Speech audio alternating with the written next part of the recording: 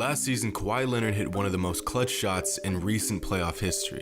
A buzzer beater to send the 76ers home after a nail-biting 7-game series. Kawhi spent the next month stepping up in some of the biggest moments of his career on the biggest stage, earning him the title as one of the most clutch shooters in the league. Only, the idea of being clutch is a myth. Specifically, clutch shooting does not exist. I know. It sounds absolutely ridiculous, but it's true. There is virtually no correlation between being clutch and playing great in big moments. Because when you look at the numbers, regardless of if a player is known as being clutch or not, it really has no effect on the end result. For example, take Michael Jordan, regarded as arguably the most clutch player of all time. And take DeMar DeRozan, a player that is known for his lackluster performances in late-game playoff situations. For his career, Michael Jordan shot 46% from the field in clutch moments. In this case, clutch being defined as the last 12 minutes of game time when the score is separated by 6 points or less.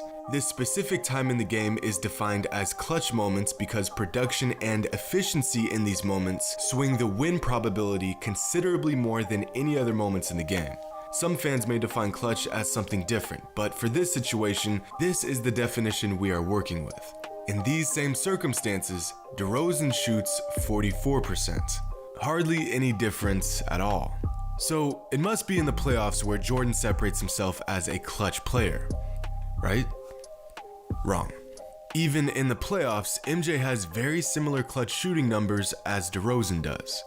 Another player who is regarded as a clutch assassin was Kobe Bryant.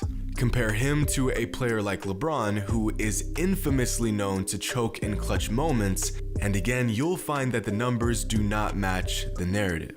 In fact, the numbers tell a completely different story.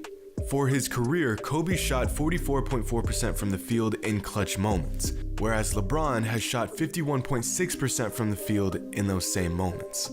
Some may argue that Kobe has simply taken more of these clutch shots, so he is prone to have a lower percentage, which is wrong. Go through the list of players that fans think are clutch and players that fans think are choke artists, and there is almost no correlation between supposed clutch shooters and the actual result.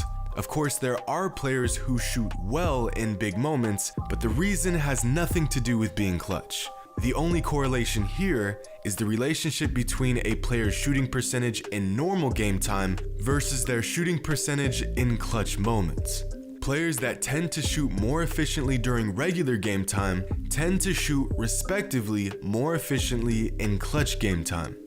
In other words, the players who come up big in clutch moments are the same players who come up big in normal moments. Any other conclusion is false and based in some sort of bias. Simply put, clutch game time makes virtually every player shoot a little bit worse at the same rate. But the list of NBA myths that have been embedded into basketball history is long and filled with claims that oftentimes make absolutely no sense at all. A myth, by definition, is an exaggerated or idealized conception of a person or thing. And there are a lot of myths regarding the NBA and its history. If someone says something enough times and enough people start to believe it, eventually that claim somehow becomes fact in the eyes of fans if it sticks around long enough. Like the idea of super teams and when they originated. If you ask the average NBA fan when they think super teams started, they will more than likely refer to LeBron and the Heat in 2010. Others may say the Celtics in 2008 were the first super team. And this was the beginning of the end, the decision that threw the league's parity and competitiveness into the toilet. But the idea that super teams were formed for the first time just a decade ago is a myth. In reality, neither of these teams were the first to put together a packed roster full of stars and Hall of Famers. The formation of super teams in the NBA has a long and star-studded history.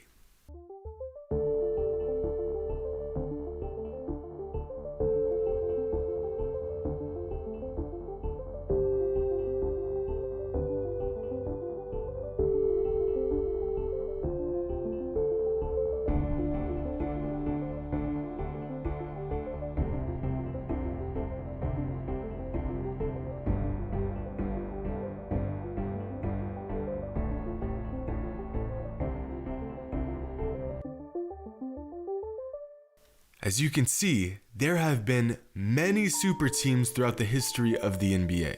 Since the league's inception, the idea of stacking the deck in your team's favor has always been a strategy to win championships.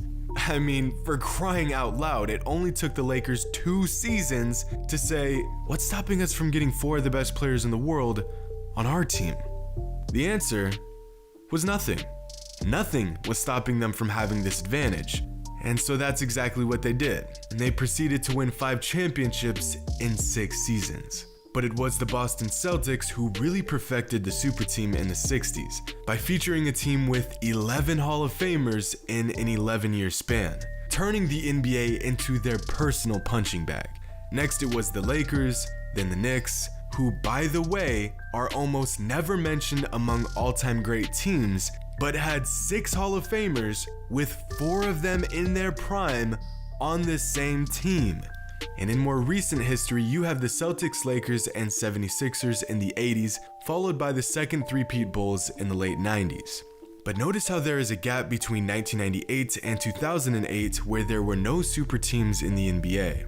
Every team that won a title throughout this 10-year stretch had a 2-man show or was one cohesive unit with a single superstar. This 10-year gap is where I think the misconception originated. The long stretch of seasons that didn't feature a super team gave NBA fans the illusion that no such thing had ever even existed. That winning a title with a more traditional, non-star-studded team was the only way to do it, or at least in most fans' opinion, the right way to do it. Then came the 2008 Celtics, which for some reason tends to get glossed over as the team that revived the super team. And then the nail in the coffin was the 2010 Miami Heat, which reminded GMs around the league that you can power pack a team. Since then, we have seen a couple super teams and just as many attempted super teams.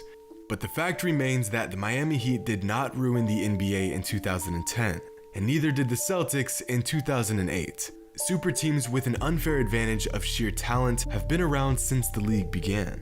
And the whole purpose of a super team is to win championships. But one myth when it comes to obtaining titles is that defense wins championships. This is a phrase used across many different sports, including basketball, but the fact of the matter is that this isn't true. Well, kinda. Great defense is an important ingredient to any championship team, but great offense is just as important, and the numbers back this up. In the last 20 NBA finals, the team with the better defensive rating won the finals 12 times and lost 8 times.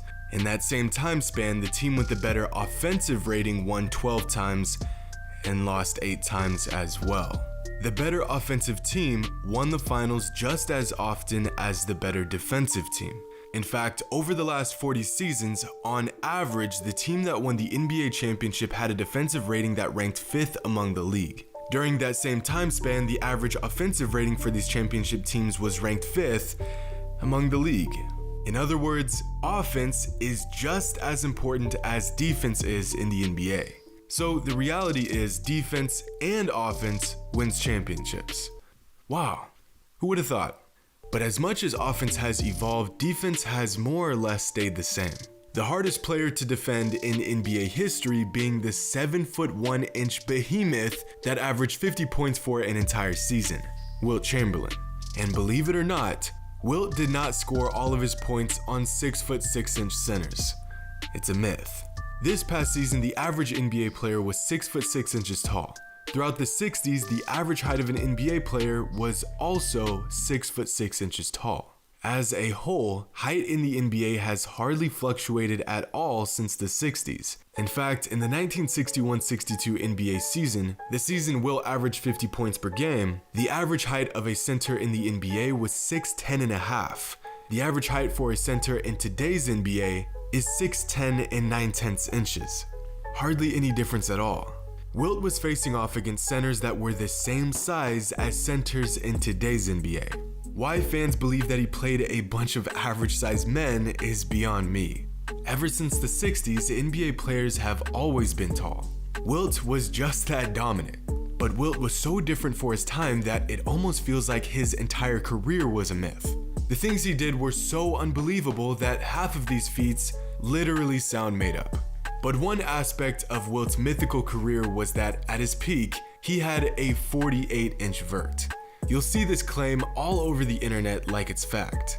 But as magnificent of an athlete Wilt was, this is simply a myth. To give you an idea of what kind of numbers world-class jumpers put up, here are the best max vertical leaps recorded in the last 20 NBA combines. Keep in mind these are max verts, not standing verts. Now, although Wilt's supposed vertical leap is 2 inches higher than any recorded NBA vert in the last 20 years, 48 inches doesn't look too unreasonable on this list. I mean, Wilt was a freak of nature. But here's where Wilt's 48-inch vert would rank him amongst the highest jumping centers of the last 20 years. Yeah. With a claimed vertical leap nearly 8 inches higher than the next closest center of the last 20 years, this claim starts to look a bit suspicious.